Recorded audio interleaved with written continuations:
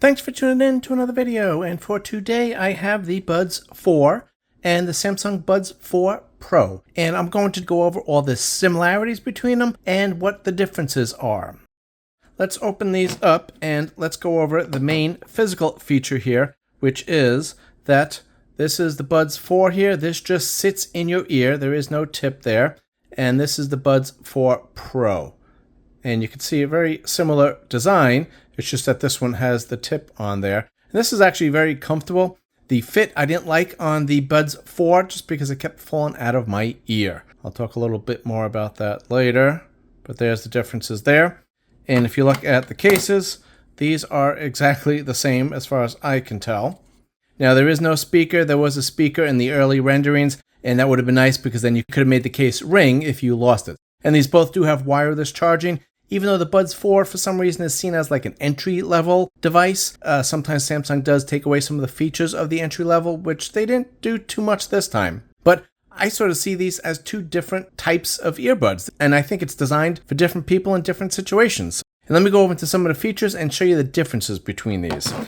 First off, the touch controls on this is nice that you get a lot of different options.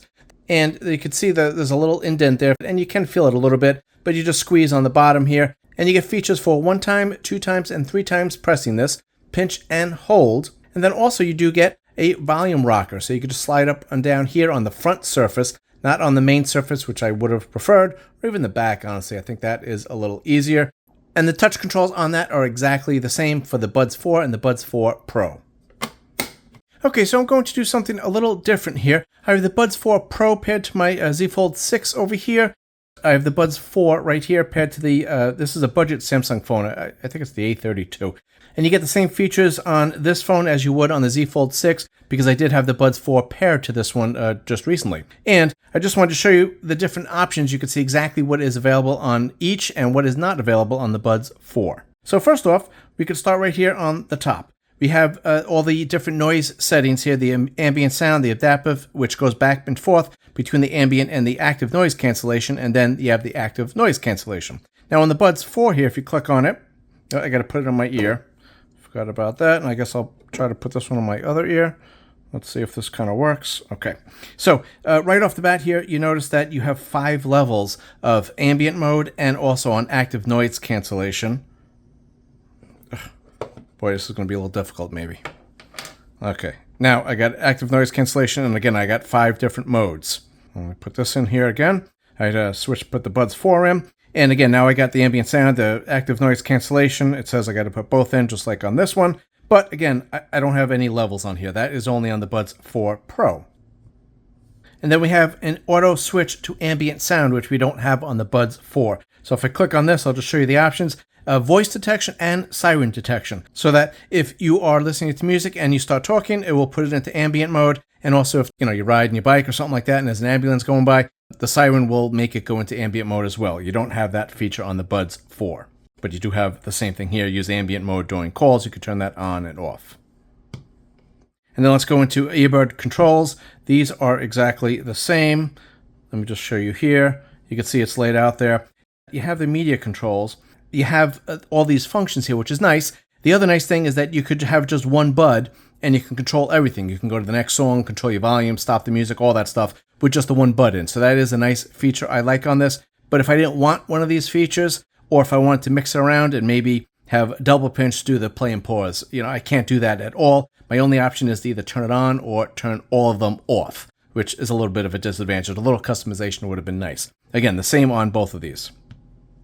Okay, now this is not working perfectly because on the Buds 4, if I did connect it with my Samsung Z Fold 6 like I did before, I do get voice controls. And it's just this is an older phone with older software, so that's not available on this one. But if you have any kind of newer Samsung, you will get the voice controls, and these will allow you to wake up the Google Assistant or Bixby. Now, what you're not going to get, though, on the Buds 4, you're not going to get the voice commands, which I really like. This is this stuff right here. So you can do play music, stop, volume up, volume down, all that kind of stuff, which is really nice. I just started my music, stop music. So I really love these voice commands. They're not available on the Buds 4. But again, you do get the Google Assistant and the Bixby on the Buds 4.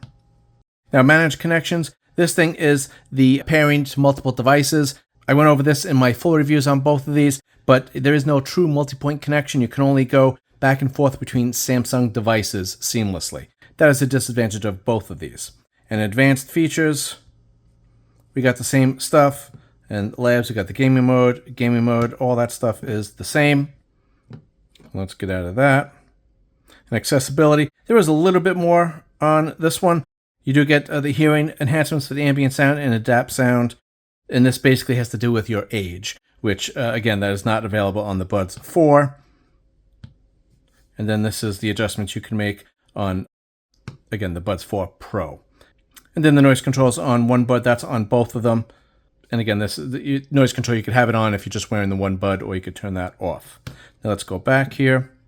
There's also some physical difference and some hardware differences between the two, more so than just the tips on the Buds 4 Pro and not having the tips on the Buds 4. And I'll get into that in just a little bit here. If this is a helpful little comparison between these, let me know, and we'd really appreciate it if you considered subscribing. Now, Find My Buds, this is a great feature. This is the same features on both of these. And then we got the diagnostics are the same. Listen to Orocast. Both of these have that feature. Again, this is an older phone, so the software is a little off, but it does have, both of these have the same exact feature with the Orocast, so no worries there. If you're interested in that, you can do the software update here. Tips are the same, and about earbuds, that just shows you like the serial number and stuff like that. Now, one other thing I didn't show you here is if we go into the earbud controls, let me get back into that, and then the pinch and hold features. I showed you the media features, but the pinch and hold, it's a little limited. There's not so much stuff that you could do here, but you can access the Google Assistant, or if I click on this icon, you can access Alexa, which is nice. Again, same thing on the Buds 4 and the Buds 4 Pro. And again, that's the pinch and hold, and you do have the voice commands for the other assistants. And then if we go to the interpreter, this is really nice. So you could pinch and hold and activate the interpreter. And the interpreter is basically, you're going to have your written word over here, and you'll have the other language up here, so the other person can just look and read it, but then you would hear the translation in your earbud, which is nice. But then the other option of this, let me just click on this here. I'll activate it. Let me just pinch and hold the bud here. This is the interpreter right here. And if I say something right here, it should go ahead and translate it. And you can change the languages if you want, again, which is really nice. The other nice thing is if you can go into here, that's conversation mode, so you can be going back and forth, like if you're in a cab or something like that, you could tell them your directions and you'd be able to understand them, and they'd be able to read it and see them. Or you can give them your bud and they could listen to it, but that would be disgusting, right? Then you could have listening mode, and I thought this was really cool, because then you could be listening actually to a lecture in a foreign language, and it will be translating here, but you'd be listening to it, so you could just hear what is going on in real time, basically. This would also be nice if you're traveling and you're going on a tour or something. Again, you could just listen to the translation right in your earbuds, which is really cool. Both of these have those features, but it would only be on the newest Samsung phones. It wouldn't be on this older phone. So I thought that was really kind of advanced stuff on an earbud, and this is getting a little futuristic, but let's keep going. Then another thing that is not on here is, and it's not on either of them right now actually, is the head gestures. So if you nod your head or shake your head, you could accept or decline a phone call. But this is only operational if you have the latest One UI 8.5. And my Z Fold 6 doesn't have it yet. It will get it eventually, but it doesn't have it now.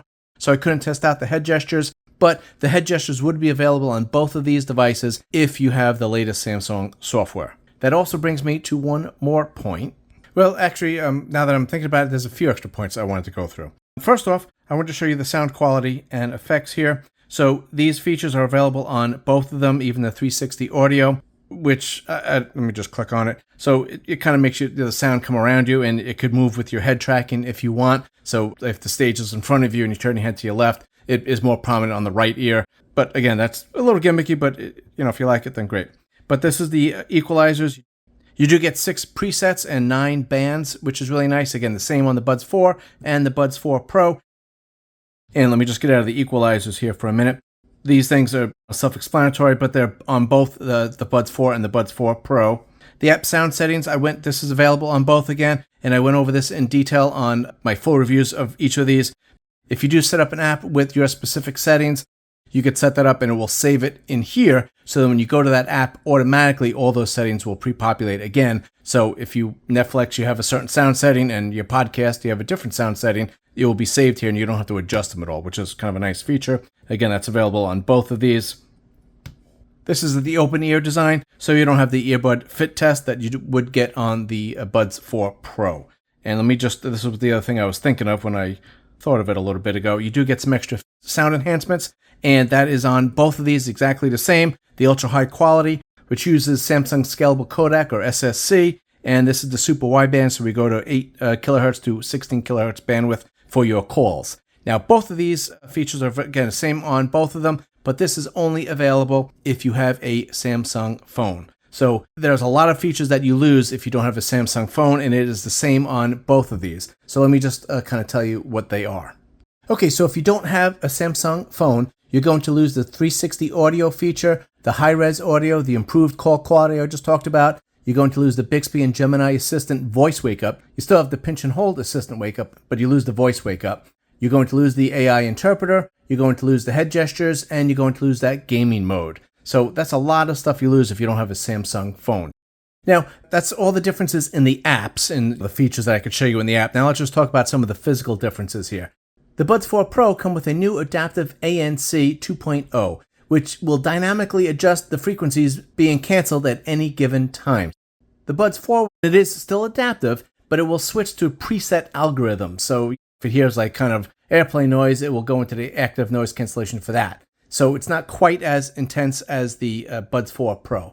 The ANC actually on the Buds 4 Pro, I thought was actually really good. You put these in and it quiets everything down very, very good. So the active noise cancellation is excellent on the Buds 4 Pro, but the active noise cancellation on the Buds 4, really forget about it. I mean, it really is not anything that you would want to use. It did make a slight difference, but and sometimes I had it on and I didn't even know I had it on. If you want active noise cancellation that's worth anything, you got to go to the Buds 4 Pro. So the sound quality on both of these, I think, are very good. The bass was good. I'll get into that in just a second here. The mids and highs were crisp and bright. The separation was real nice. The music was very subtle details I could hear in the background. They get plenty loud. And there was a nice, I thought, very full soundstage.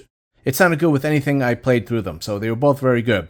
But the Buds 4, again, you're going to lose that bass. So if you do want any kind of bassy sound, I mean, you get a little bit with the Buds 4, but really you need to go to the Buds 4 Pro if you really want the bass. The Buds 4 is an open ear design, so you are trading the bass sound for the ability to hear your surroundings. So that's kind of what you're buying. Okay, so let's talk about some more differences here. The price in the United States, the Buds 4 is $180. The Buds 4 Pro is $250. So that's a pretty significant upgrade.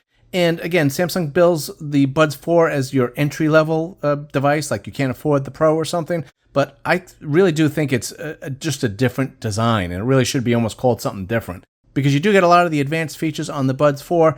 It's really the design and not having the silicone tips that make the Buds 4 different than the Pro, for the most part. Now, but there are some more differences. That's what the video is about. So let me keep telling you about those. So the Buds 4 Pro do sound better, like I said. A lot has to do with the noise isolation and having the silicone tips that go in the ear. But the Buds 4 Pro does also have two speakers. You got 11mm woofer and a 5.5mm tweeter. So on the Buds 4, you do get only the 11mm woofer. The Buds 4 Pro does have a better IP rating. You go from IP57, and on the Buds 4, you go to IP54. So the IP54 is really only good for like light splashes, rain, and sweat, but you can't submerge it at all. The Buds 4 Pro also does get an extra hour of battery life, but that's not that much of a difference, I don't think. And that's the other thing that's a con on both of these. The battery is a little less than the competition. Now, one other thing I need to say is the Buds 4. I wore these and I was actually wanting to get the Buds 4 because I usually get the Pro version of all the Samsungs, and I wanted to have that open ear design, but these fit terribly on me. And if I went for just a light walk, just a real casual walk, they'd be on the floor like 3 times during that small little walk. If you're concerned about the fit, I did say this on my Buds 4 review. You probably should buy this from a retailer that accepts returns. And the Buds 4 didn't work for me, but the Buds 4 Pro did. They put these in and they were in there perfectly. That's all I have for these guys. You saw the similar features with them and a few extra features that you do get on the Buds 4 Pro. But if you don't have a Samsung phone, you lose all those advanced features. So keep that in mind before you buy these. And if you haven't completely made up your mind about these two, check out my full reviews of each of these, and that will hopefully give you a little more detail. If this was helpful, of course, please subscribe, like the video, and leave a comment as to which one you bought and why. I would really love to hear it. And if you did buy one of them and it didn't work out, let me know about that as well. Thanks so much, and I'll see you on the next video.